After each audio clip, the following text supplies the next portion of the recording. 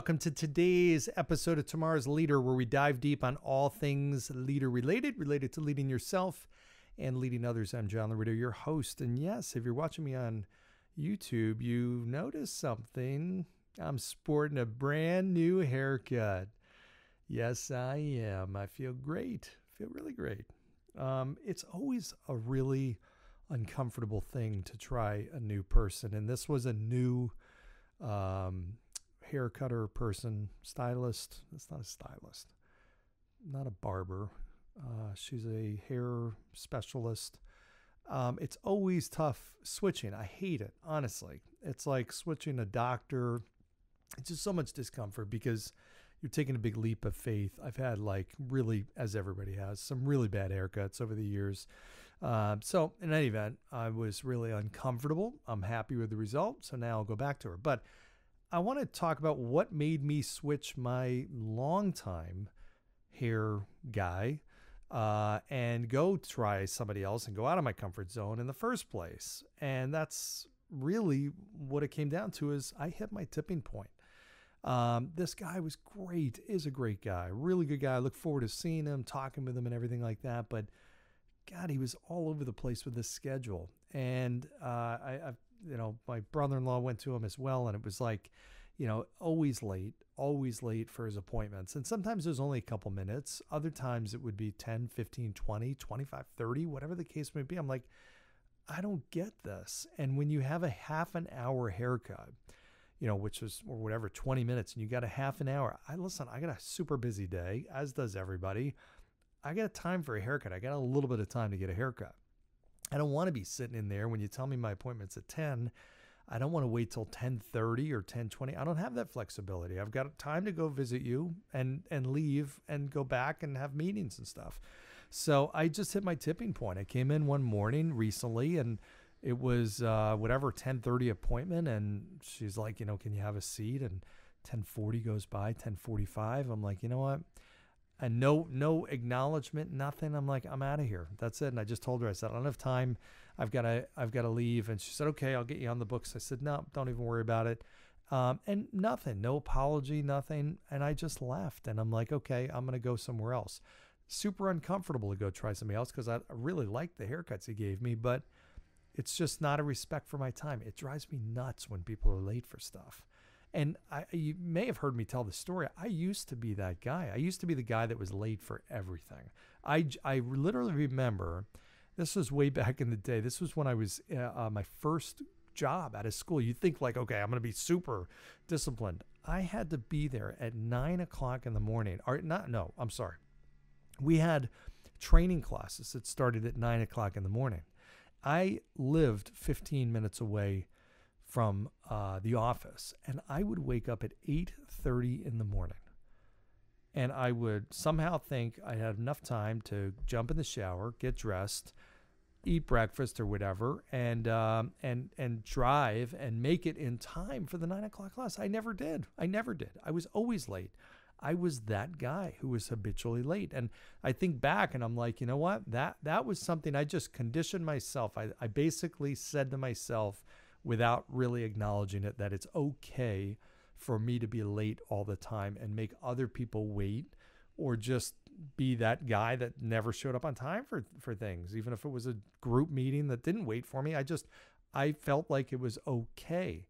And it was one day where I had my wake-up call, and I just remember, and I think I've told this story before, but I'm just driving in, for those of you who haven't heard it, driving into the office, frantic as always, at the traffic light right by the office, still getting dressed, putting my tie on and stuff like that, and collar popped up at the intersection, and I looked across the intersection, and there's my boss's boss staring at me, making eye contact, and all I see him do is shake his head, just in disgust. He looks at me, just in disgust.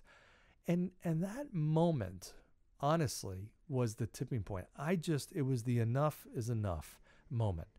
And I just, from that moment on, changed my ways. I'm not late for stuff anymore. It freaks me out if I'm 10 minutes before the hour and I've got to be somewhere the hour, I still get a little freaked out by that. I've got to be early. And if I got a class at 9 o'clock, I should have been there at 8 o'clock in the morning. Prep, start my day, everything like that. That's how successful people operate. Not rolling in at 9:15 for 9 a.m. I mean, who does that? No surprise, I was not successful at that point. I was barely keeping my head above water, struggling. And it's no surprise, right? Now, some people say, well, does changing your timeliness and being on time, does that suddenly make you successful? No. But I don't know very many ultra successful people that are late to everything. So it's the aggregation of marginal gains. I just started to think, okay, what do successful people typically do? Are they rolling it at 9:15 or are they here by 8? Well, most of them are here by 8. So let me just start adopting the behaviors of the most successful people.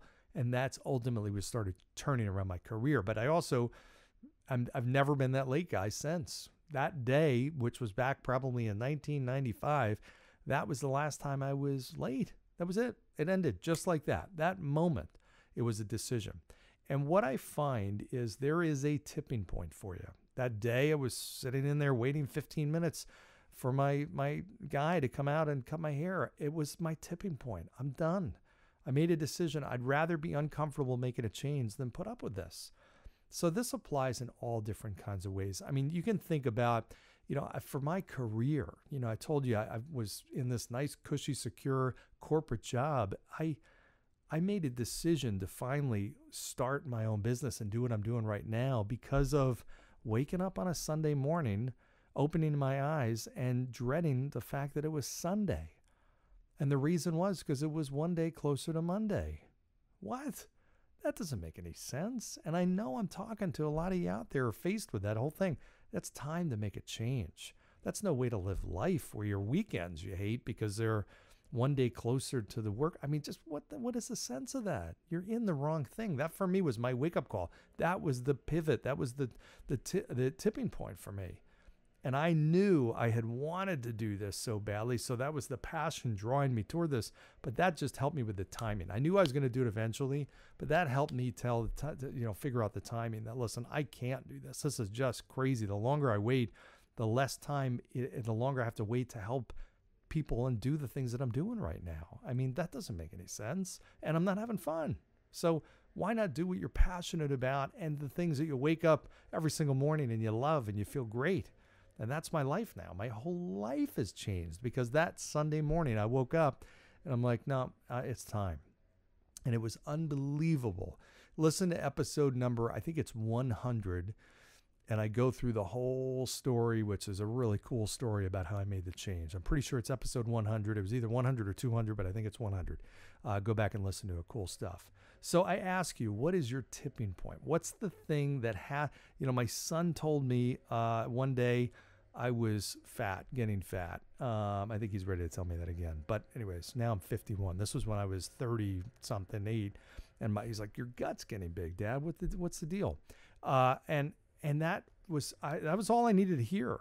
And I worked out every day in a row for a year and 7 months. What the heck? Are you crazy? Well, for me, I just wanted to prove something to myself. I literally worked out every day consistently, every day for a year and 7 months. I just wanted to see how long I could do it and how many days in a row, because I was like, okay, if I'm going to do this, I'm going to do this 100%. Now, granted, that's not the best way to work out. Your body needs a rest. But for me, that was a total life transformation, and it happened because of that conversation, walking back in Boston after walking with Froyo, like literally frozen yogurt, eating while my son is telling me my gut looks big.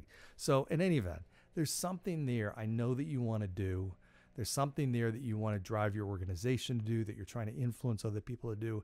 It won't happen unless there is that tipping point. There's got to be that moment that faces you, that smacks you in the face, where you wake up and you say, you know what, it is time for a change. So think about it. What is it going to take for you? And think about this for your clients or your followers. Is there something that you're on the brink of? Are you that guy that's cutting people's hair, that making people wait, that you don't even realize it? I don't even know if he knows at this point. This was a month or two ago. I don't know if he knows how many clients he's lost because he's late. I didn't tell him. I should have, probably should, but I don't even want to bother. I'm just going to move on. I vote with my feet. I do different things. I'm not going to be his client. He's going to see that. But bottom line is, there's always something. There's a trigger. There's some kind of tipping point that will prompt massive change, massive action, even if it means discomfort. As a leader, you got to know this. You're leading your own life, and you're responsible to help lead other people's lives as well. So I hope this was helpful for you. Let me know. Send me a message, whatever it takes. Give me ideas, thoughts on future guests, future topics, all that kind of good stuff. You know the scoop. Thumbs up, like, share, subscribe, all the stuff you love to do, whatever. Have a great day. Thanks for joining. See ya.